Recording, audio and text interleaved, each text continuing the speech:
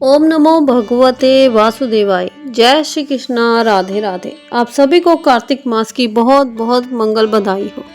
कार्तिक मास में हम आज करने जा रहे हैं तुलसी जी की महिमा के बारे में बात। ब्रह्मा जी कहते हैं कि कार्तिक मास में जो भक्त प्रातः काल स्नान करके पवित्र हो कोमल तुलसी दल से भगवान दामोदर की पूजा करता है वह निश्चय ही मोक्ष पाता है। पूर्व काल में भक्त विष्णुदास भक्ति पूर्वक तुलसी पूजन से शीघ्र ही भगवान के धाम को चले गए थे और राजा चोल उसकी तुलना में गौण हो गए। तुलसी की पूजा पाप का नाश पुण्य की वृद्धि करने वाली है। अपनी लगाई हुई तुलसी जितना ही अपने मूल का विस्तार करती है उतने ही सहस्त्र युगों तक मनुष्य ब्रह्मलोक में प्रतिष्ठित रहता है। यदि कोई तुलसी संयुक्त जल में स्नान करता है तो वह पाप मुक्त हो आनंद का अनुभव करता है। जिसके घर में तुलसी का पौधा विद्यमान है उसका घर तीर्थ के समान है, वहां यमराज के दूत नहीं जाते। जो मनुष्य तुलसी धारण करता है पाप उसके शरीर का स्पर्श भी नहीं कर पाते। जहाँ तुलसी वन की छाया हो वहीं पर पितरों की तृप्ति के लिए श्राद्ध करना चाहिए। जिसके कान में मुख में और मस्तक पर तुलसी का पत्ता दिखाई देता है उसके ऊपर यमराज दृष्टि तक नहीं डाल सकते।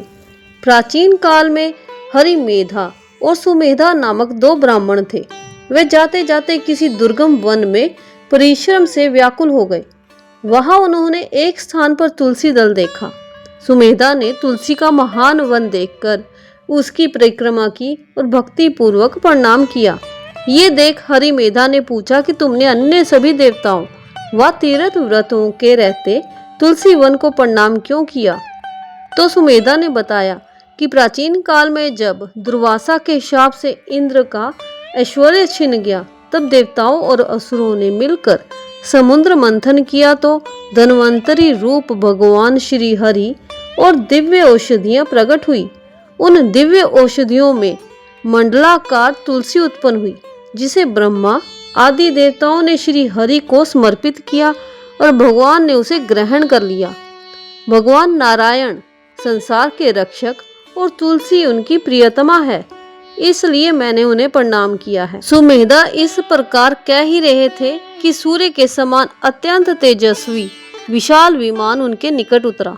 उन दोनों के समक्ष ही वहां एक बरगद का वृक्ष गिर पड़ा और उनमें से दो दिव्य पुरुष प्रकट हुए। उन दोनों ने हरिमेधा और सुमेधा को प्रणाम किया। तब दोनों ब्राह्मणों ने उनसे पूछा कि आप कौन हैं? तब उनमें एक जो बड़ा था वह बोला, मेरा नाम आस्तिक है।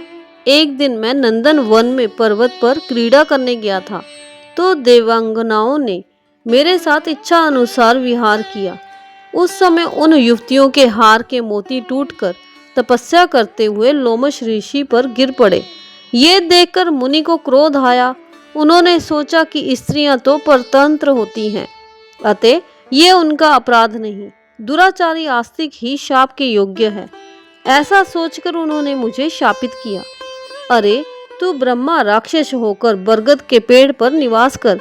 जब मैंने विनती से उन्हें प्रसन्न किया तो उन्होंने शाप से मुक्ति की विधि सुनिश्चित कर दी कि जब तू किसी ब्राह्मण के मुख से तुलसी की महिमा सुनेगा तो तत्काल तुझे उत्तम मोक्ष प्राप्त होगा। इस प्रकार मुक्ति का शाप पाकर मैं चिरकाल से इस वट वृक्ष पर निवास करता था। आज दैववश आपके दर्शन से मेरा छुटकारा हुआ है। तत्पश्चात वे दोनों श्रेष्ठ ब्राह्मण परस्पर पुण्यमयी तुलसी की प्रशंसा करते हुए तीर्थ यात्रा को चल दिए।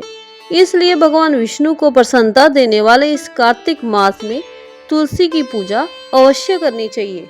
बोलो तुलसा महारानी की जय।